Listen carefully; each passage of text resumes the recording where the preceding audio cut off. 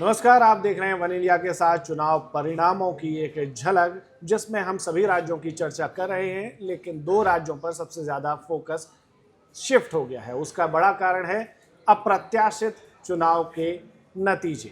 सबसे ज़्यादा टीएमसी और बीजेपी को लेकर जो पश्चिम बंगाल में रिजल्ट आ रहा है, साथ ही साथ तमिलनाडु में टीवीके का जिस तरीके से उदय हुआ है, उसको लेकर चर्चा तो बनती है। हमारे साथ है हमारे वरिष्ठ सहयोगी कुंदन सिंह। फिलहाल हम पश्चिम बंगाल की तरफ फोकस रखेंगे। जैसा कि आप देख पा रहे हैं, सीटों की संख्या जो है, बीजेपी 177 सीटों पर लीड कर रही है, तृणमूल कांग्रेस 94 पर है और फिर बाकी पार्टियां हैं। ऐसे में ये सवाल बेहद लाजमी हो जाता है कि बीजेपी अगर, जो कि दिख रही है कि बंगाल में सरकार बना सकती है, तो फिर बीजेपी की तरफ से मुख्यमंत्री के चेहरे कौन कौन हो सकते हैं। हमारे साथ हैं हमारे वरिष्ठ सहयोगी। सर, सवाल आपने सुन लिया है, जवाब आप अपने तजुर्बे, अपने गणित और बीजेपी जिस तरीके से नए चेहरे सामने लाती है उसके हिसाब से बताएं। देखिए, फिलहाल तो जो आंकड़े आप दिखा रहे हैं वो इलेक्शन कमीशन के आंकड़े हैं जी। तो इसमें कतई गुंजाइश नहीं है कि इन्फ्लेटेड है या बढ़े हुए हैं या घटे हुए हैं। और अगर इलेक्शन कमीशन की वेबसाइट पे 12 बजे के करीब, कितना टाइम हो गया, अभी 12:30 पौने 12 साढ़े 12 के करीब हो गया, तो 177 और 94 का जो अंतर है वो लगभग इंडिकेट कर रहा है कि बीजेपी वहां पे सरकार बना सकती है या बनाने जा रही है। इसकी संभावनाएं प्रबल हैं, करीब करीब प्रबल है। और अगर बाकी देखें तो छोटे मोटे जो ये पार्टीज माने जा रहे हैं, सीपीएम हो गया, चाहे आईएसएफ हो गया, इनकी ले लें, तो अगर ये इन आंकड़ों पे ले लें और लीडिंग से लेके, और अब देखिए शायद और चेंज हो गया जी। ये अभी की, अगर अब ये आंकड़े पे देखें तो जस्ट डबल का आंकड़ा है, तो ये करीब करीब आप लगभग तय हो गया है। अब थोड़ा सा अगर आप मैप पे नजर आए तो जो बहुत ज़्यादा इंपॉर्टेंट है, क्योंकि अब आपको नजर आएगा कि आखिर जो बंगाल में भगवाकरण हुआ है जी, वो कैसे हुआ है। सर, भगवाकरण पर हम बाद में आएंगे, पहले हमें फोकस रखना पड़ेगा मुख्यमंत्री का चेहरा कौन होगा।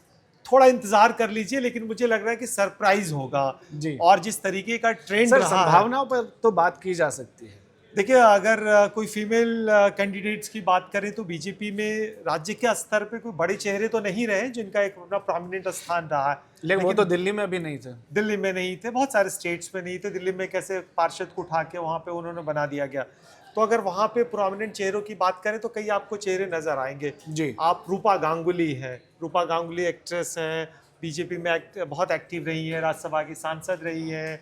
लॉकेट चैटर्जी हैं जो हावड़ा से लास्ट टाइम सांसद थी, और इसके बाद अग्निमित्रा पॉल हैं। अग्निमित्रा पॉल का नाम बहुत चर्चा में आ रहा, फैशन डिजाइनर है, बहुत प्रोमिनेंट चेहरे हैं, वहाँ पे वाइस प्रेसिडेंट है। और आसनसोल, जो कि अगर आप देखें तो इस इलाके का, ये नॉर्थ 24 परगना बर्दवान के इलाके का हिस्सा है, यहाँ से वो एक तरह से वो दक्षिण आसनसोल से उम्मीदवार हैं और मुझे लग रहा है कि चुनाव जीत जाएंगी।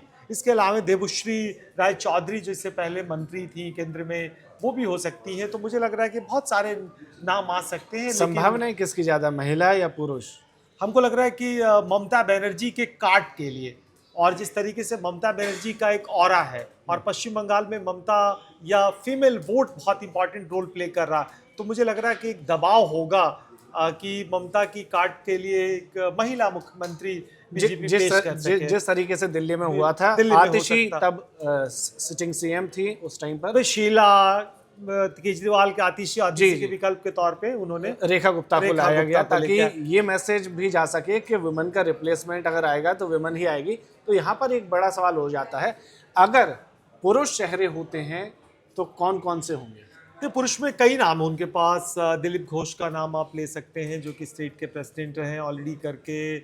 वो अभी सुकांतो मजुमदार हैं आपके, और भी बहुत सारे चेहरे हो सकते हैं। आप कोलकाता से भी मुझे लग रहा है कि 2-3 चेहरे हैं। और शुभेंदु अधिकारी सबसे इंपॉर्टेंट चेहरे हैं। तो शुभेंदु अधिकारी की बात करें तो 2-3 बहुत फैक्टर है।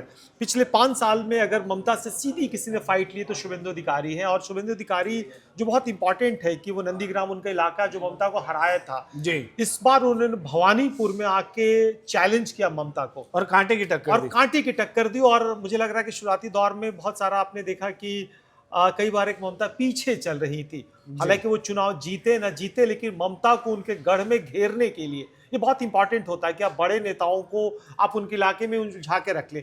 और ये बात मानिए, बीती बार जब ममता हारी थी, ममता इस बार कतई नहीं चाहेंगी कि चुनाव हारें, और एक तरह से उनका पूरी एनर्जी, अगर उनका पूरी ऊर्जा एक तरह से पूरा उनकी कंस्टिट्यूंसी भवानीपुर पे सिमटती है तो उनका फोकस देश के बंगाल के दूसरे हिस्सों में कम जाता है। दूसरा एक ये भी है कि अगर ममता बनर्जी अगर हारती हैं तो असेंबली के अंदर टीएमसी जो है डायरेक्शन लेस हो सकती है। नहीं, बिल्कुल अंदर एक जो ऊहापोह की स्थिति बन जाती है जब कोई बड़ा नेता नहीं होता, डायरेक्शन टाइम पर नहीं मिल पाते, तो वो एक स्थिति बन जाएगी। तो यहाँ पर सर ने कई सारे नाम गिनाए हैं, शुभेंदु अधिकारी नेचुरल चॉइस होने चाहिए, और पुरुषों में शुभेंदु अधिकारी का जिक्र सबसे ज्यादा कह रहे हैं। फादर शिशिर अधिकारी एक बड़े नेता हैं, जंगल महल के इलाके में उनका अपना प्रभाव है जी। और आपको बता दूं कि पश्चिम बंगाल में जब ममता उठ के खड़ी हो रही थी, 2011 में चुनाव जीती थी, पिता पुत्र और उनके भाई तीनों की जोड़ी बहुत पॉपुलर थी। उनके खुद के पिता मंत्री बने थे 2009 में, जब ममता केंद्र में मनमोहन की सरकार में सपोर्ट की थी तो मंत्री थे। तो एक तरह से शुभेंदु अधिकारी सबसे बड़े कंटेंडर के तौर पे निकलेंगे और मुझे लगता है कि नेचुरल विकल्प के तौर पे भी निकल सकते हैं। और कोई नाम सर आप इस फहरिस्त में ऐड करना चाहें? मुझे नहीं लगता कि अभी बहुत सारे नाम हो सकते हैं, लेकिन इस स्केल पे जिन पर चर्चा की जा सकती। लेकिन जो मुझे लगता है कि सिद्धार्थ आपको इन मैप पे जरूर मैप पर हम बात करेंगे और दर्शकों को पूरा मैप डिटेल में समझाएंगे, लेकिन अगले वीडियो में आपको क्या लगता है कि पश्चिम बंगाल के मुख्यमंत्री का ताज किसके सिर पर सजेगा? और नहीं गैस कर सकते तो कम से कम इतना गैस कर सकते हैं कि अगले जो मुख्यमंत्री होंगे वो महिला होंगे या पुरुष होंगे, बीजेपी किसको सत्ता की बागडोर सौंप सकती है। आप बने रहिए ऐसी इलेक्शन कवरेज के लिए वन इंडिया के साथ। Subscribe to One India and never miss an update. Download the One India app now.